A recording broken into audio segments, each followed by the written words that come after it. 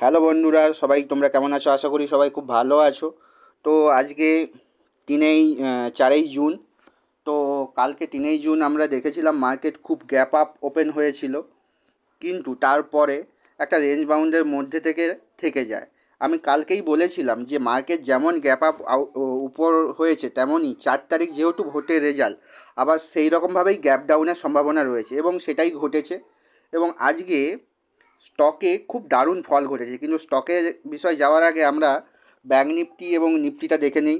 কারণ নিফটি আজকে ভালো র্যালি দিয়েছে ওয়ান সাইড, এবং খুব ভালোই র্যালি বলা যেতে পারে, কারণ এই রকম র্যালি খুব বেশি দেখা যায় না। কিন্তু তারপরে আমি যতগুলো লেভেল তোমাদেরকে বলেছিলাম, এখানে দেখতে পাচ্ছ যে 49,856, 49,294, সব লেভেলগুলোকে ব্রেকআউট করে নিচে নেমে গেছে এবং আজকে একটা নতুন লেভেল তৈরি করেছে।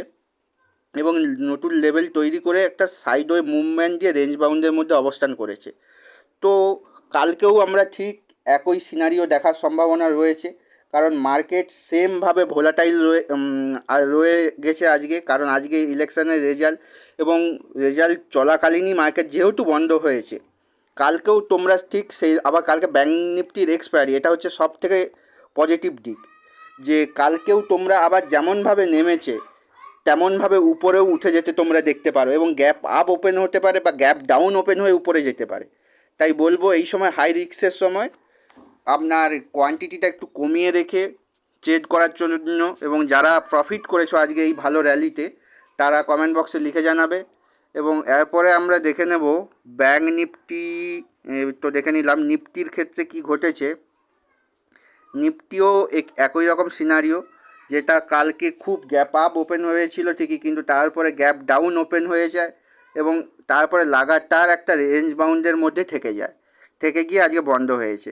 এবং ব্যাঙ্ক নিফটির ক্ষেত্রেও ঠিক একই কথা বলবো, কারণ আজকে তো পিতেই বেশি প্রফিট হয়েছে সবাইকার, পুটে। তো পুটে যারা প্রফিট করেছো, মানে কম লটেই যারা প্রফিট করেছো, বলেছিলাম না কম লটেই তোমরা ভালো প্রফিট করতে পারবে, তারা কমেন্ট বক্সে লিখে জানাবে। এবং লাস্টে এই যে রেঞ্জ বাউন্ড দিয়েছে, এবং এই সময় বিশেষ করে এই মার্কেটে কোনো ধরনের বিটিএসটি মানে হোল্ড করে রাখা যাবে না, মানে পরের দিনের তরে। আজকে মার্কেট শেষ, আজকে কিনে নিয়েছো, বাড়ি যাও। আবার যদি কেউ যদি কালকের তরে সি বা পুট হোল্ড করে রাখো, সেটা খুবই হাই রিস্কি হয়ে যায়। তা বলবো, আশা করি তোমরা সেই রকম কিছু মূর্খামির মতো কাজ করোনি, কারণ হলে যেদিকেই কিনতে হলে তোমাকে দুটো কিনে রাখতে হবে। মানে কালকের জন্য যদি হোল্ড করে রাখো, তাহলে তোমাকে সি এবং পি দুটোই হোল্ড করে রাখা উচিত। তা তা না ছাড়া এই সময় মার্কেট কী রিয়াকশান করবে কালকে, সেটা বলা খুব চাপের। যেমন আগের দিন উঠেছিল, আজকে টানা নামিয়ে দিয়েছে, সেই রকম আবার কালকে খুব উপরে উঠতে পারে স্টেপ জাম্প করে, আবার খুব নিচেও নেমে যেতে পারে। তা একটাই কথা বলবো, তোমরা একটু সেফলি ট্রেড করবে। এবং এখানে কোনো লেভেল দেওয়াটা মূর্খামির হবে, তাও আমি একটা লেভেল দিয়ে রাখছি, কারণ জানি এই লেভেল কাজ করবে না, কোনোভাবেই কাজ করবে না, কারণ মার্কেট ওপেনিংয়ের উপরই সব কিছু নির্ভর করবে।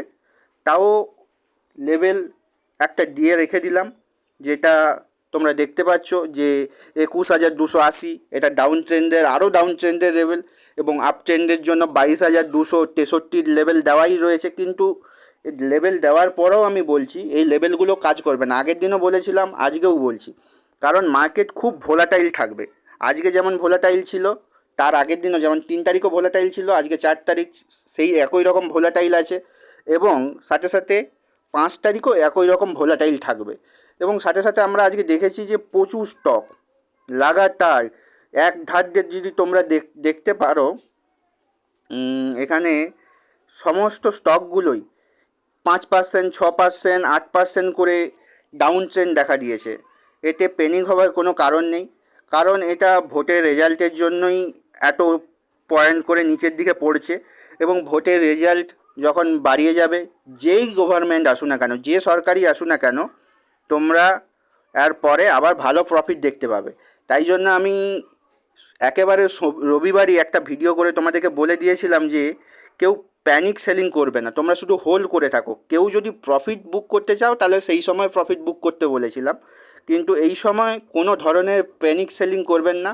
বরং যদি কেউ পারেন, যদি কারো ইনভেস্টমেন্টের ইচ্ছা থাকে, ইনভেস্টমেন্টের ইচ্ছা থাকে তারা এই সময় কিছু পরিমাণ ইনভেস্টমেন্ট করতে পারেন, কারণ এই সময় মার্কেট একটা ভালো র্যালি দিয়ে নিচের দিকে যেহেতু নেমেছে, আমরা এই রকম সময় সবসময় খুঁজে থাকি যে ডাউন ট্রেন্ডে থাকলে আমরা কখন কিনবো। ঠিক সেই রকমই আজকে আমরা দেখতে পাচ্ছি মার্কেট খুবই ডাউন ট্রেন্ডে র্যালি দিয়ে কিনে হোল্ড করেছে। একটা দুটো স্টক যেমন হিন্দুস্তান ইউনিলিভার, এই একটি স্টক যে আজকে প্রফিটেবল রয়েছে। তাছাড়া খুব একটা স্টক প্রফিটে আজকে নেই, মানে অন্য তেমন স্টক প্রফিটে নেই আমরা দেখতে পাচ্ছি। এবং সমস্ত বড় বড় স্টক যে কোনো কোম্পানি সবই ডাউন ট্রেন্ড। এবং আপনি যদি আজকে যদি লাস্টে মানে 3টের পরে যদি কিছু ইনভেস্টমেন্ট অল্প কিছু টাকা ইনভেস্টমেন্ট করে থাকেন তো ভালো ঘটনা, আপনি মূর্খের মতো কাজ করেননি। কারণ এই রকম ডাউন ট্রেন্ডের সময় ইনভেস্টমেন্ট করলে আমরা এর পরে যখন আপ ট্রেন্ড হবে তখন ভালো র্যালি দেখতে পাবো। আশা করি তোমরা আজকে নিফটি এবং ব্যাঙ্ক নিফটিতে প্রফিটেই ছিলে, কারণ এগুলো ব্যাঙ্ক নিফটি এবং নিফটি প্রথমে যে র্যালিটা দেয় সেই র্যালিতেই নেওয়া উচিত। তারপরে কিন্তু আর যে র্যালিটা সেটা তেমন কোনো র্যালি ছিল না, এর পরে তো পুরোটাই রেঞ্জ বাউন্ডের মধ্যে থেকে যায়। তো এখানে আর কিছু বলার মতো কিছু নেই। তো যারা নিফটি ও ব্যাঙ্ক নিফটিতে ভালো প্রফিট করেছো তারা কমেন্টস করে লিখে জানাবে, এবং যারা কী নতুন কী স্টক কিনলে, কারণ আমি বলেছি এই সময় তোমরা যা কিনেছো তারা শুধু হোল্ড করো। এবং সেই সব স্টক যদি কিছুটা কমে, আজকে যেহেতু ভালোই কমেছে, তারা তোমাদের যদি রিইনভেস্টমেন্টের ইচ্ছা থাকে তো আজকে তোমরা রিইনভেস্টমেন্টের জন্য সুবর্ণ সুযোগ ছিল। যারা করেছো তারাও ভালো। এবং আজকে খুব স্টকে ভালো প্রফিট না হলেও যারা ট্রেডার তাদের ক্ষেত্রে আজকে দিনটা খুবই ভালো ছিল, এবং কালকেও তোমরা পাবে। কারণ এই মুহূর্তে কোনো ধরনের তোমরা বিটিএসটি হোল্ড না করে থাকলে সেটাও ভালো খবর। কারণ বিটিএসটি যদি তোমরা হোল্ড করতে চাও তাহলে তোমাদের দুটোই কিনতে হবে, সি এবং পি দুটোই কিনে তোমাদের বসে থাকতে হবে। তো আজকে মার্কেট ডাউনফল দেখে অনেকেরই মার্কেট চলাকালীন প্যানিক হতে পারে, কিন্তু প্যানিকের কোনো কারণ নেই, এটা সম্পূর্ণভাবে ক্ষণস্থায়ী। এই যে 17% তোমরা দেখতে পাচ্ছ এখানে 17%, তারপর 6%, এই যে এত বড় বড় ফল 8%, আমার এইখানে ধারে ধারে সব স্টকগুলো লেখা আছে, এত ভালো ভালো স্টকগুলো এত বড় বড় ফল দিচ্ছে।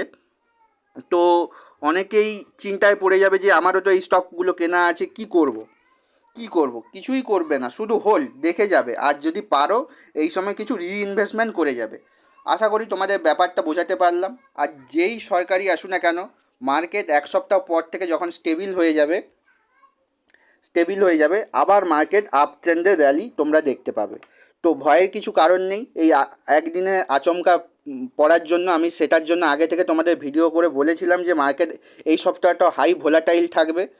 তো আশা করি তোমরা প্রফিটেবল আছো, এবং স্টকের ক্ষেত্রে যারা স্টকে ট্রেডিং করো তারা আজকে ট্রেড না করে মানে ইনভেস্টমেন্ট করেছো যারা, তারা পরে ভালো প্রফিট দেখতে পাবে।